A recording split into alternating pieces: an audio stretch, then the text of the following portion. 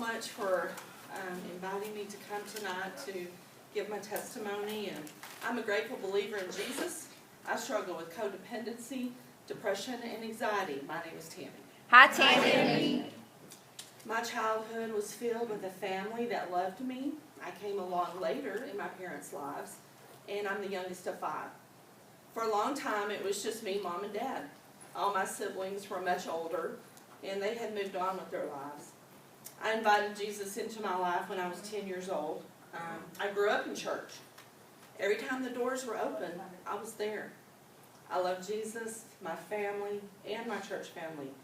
If I wasn't at school or at home, I was at church. So we're going to fast forward a little bit, though, to when I met my husband, Terry, and he's here tonight. You know, I knew he was the one, and we got married in 1993. 3 children later, and life was busy, and life was good. Terry was in the U.S. Air Force for 26 years. Woo! And I was with him for 18 of those years. I lived in 10 different states, along with 10 different duty stations after we got married. And my job was to keep the home running. With our many moves across the United States, we traveled, and we saw, and we did lots of stuff. And you know, I was fortunate to live, walk, and breathe among the bravest of heroes during his career. Yeah. I was a proud military wife.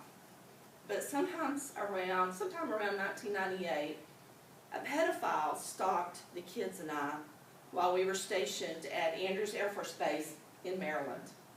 This man eventually broke into our home. We were not aware of this happening until the police showed up at our door one day. Guys, I was devastated and I was mad. I cried for a long time. But you know what? I was also embarrassed. What would our family and our friends think? And how can I not protect my children? We didn't know the extent of the abuse done at this time. The only way that we knew to deal with it was to not talk about it. I felt that Jesus had abandoned us. And I wanted my husband to make it all go away. Now we're going to fast forward to about 2008.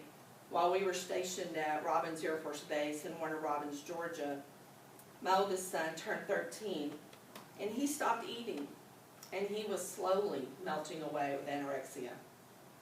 Once again, I didn't know what to do. I had felt such a sense of abandonment by Jesus again. How could he let my child be so sick? After many doctor's visits and finally taking him to the ER at Children's Hospital in Macon, my husband and I told the hospital he wasn't leaving until we had answers. In a lot of ways, I believe this is where my codependency started. Being codependent has a lot of meanings. I believe that as a mother, I'm codependent by nature, by directly or indirectly attempting to fix, manage, or control another person's problems. I am a mother with many, many faults, guys, and I couldn't fix this problem. Where were you, God? Slowly over the next 8 years, my son's life seemed to fall apart with drugs, alcohol, smoking, arrest, and rehab after rehab. I was mad at the world. I was mad at my son for his decisions. I was mad at myself. You know, depression and anxiety, they come in a lot of different ways in my daily life. I went back to work after my husband retired from the Air Force, but I was miserable inside, and I wanted to quit almost as soon as I started, but I felt trapped. While my husband was juggling rental properties in other states, and at this time he was kind of the mom and juggling our children, I was just trying to juggle life. Step 10 says we continue to take personal inventory, and when we were wrong, we promptly admitted it. 1 Corinthians 10:12 says, so if you think you're standing firm, be careful that you don't fall. I tried to hide my feelings from my family about my son, but I know they saw the weakness in me. I wanted to protect my son from someone else's scrutiny. I did not hold him accountable or myself accountable. Guys, I enabled like no one ever has. I was weak. The anxiety attacks started. My chest would hurt and my throat would close up. It was a very difficult time. Psalm 62, 5-6 says, "Yes, my soul find rest in God. My hope comes from him. Truly he is my rock and salvation. He is my fortress. I will not be shaken." Amen. Matthew 5:9 says, "Blessed are the peacemakers, for they will be called children of God." Was my faith in Jesus? Am I a child of God? In January 20 and 21, I started attending Celebrate Recovery. My son needed signatures for probation, and I needed an outlet. Working through the steps the first time didn't mean a whole lot to me. After all, I wasn't the problem. The second time, in working through the steps, God was speaking and I was listening. Step 1, we admitted we were powerless over our addictions and our compulsive behaviors. Romans 7:18 says, "For I know that good itself does not dwell in me, that is, that in my sinful nature. For I have the desire to do what is good, but I cannot carry it out."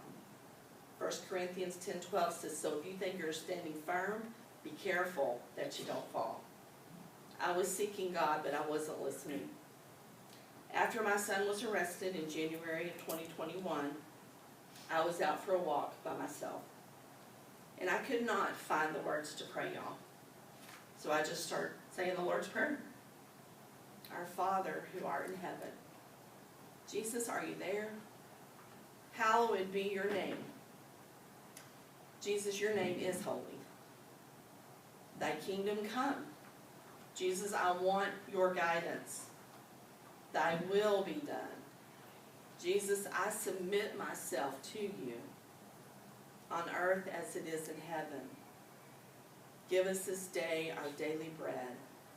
Jesus, I need you spiritually, physically, and mentally.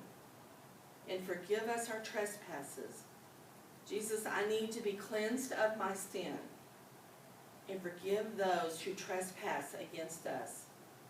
Jesus, who have I wronged? And lead us not into temptation. Jesus, keep me away from this, but deliver me from the evil one. Jesus, please place that hedge of protection around me and my family and keep Satan away. I was in such despair, and I felt I couldn't take another day. Lord, you catch me when I'm falling, and I submit to you, Lord. I started to walk through that field, and the tears fell, and the Lord's Prayer came pouring out of my mouth over and over and over again. God was there, and he heard.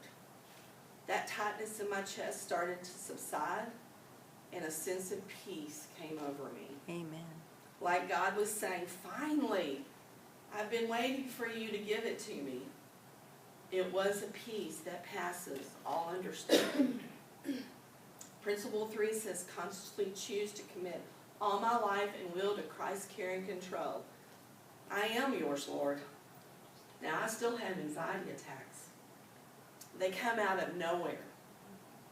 When I start to feel that tightening in my chest, I remember that no one steals my joy. Mm-hmm. Happiness is a choice, and I choose Jesus. Amen. I'm going to just go a little bit about what happened this year. This is a new little part of my testimony. On February 10th of this year, my husband, who's here with me tonight, he fell off the roof of our new home. He fell 22 feet to the ground. He broke his femur and his back. I was not home at the time when it happened, but I got home as quick as I could to find him laying on the ground. As we're waiting on an ambulance, I started to pray. You know, I wanted to cry, but I think I was in such shock about seeing him laying there. And let me tell you, that anxiety had started creeping back in. And I had a good friend, Kathy, who was there within just seemed like minutes. And we started praying together. No, and that anxiety lifted, and I knew that God was in control. Amen. Now, let me just tell y'all, during Terry's 39-day hospital stay, life was not easy. There were many days of working through what happened, being overwhelmed, angry, but most of all scared. But you know, I learned that God is faithful through all that. Yeah. So it took me a long time to write my testimony. The words would not come.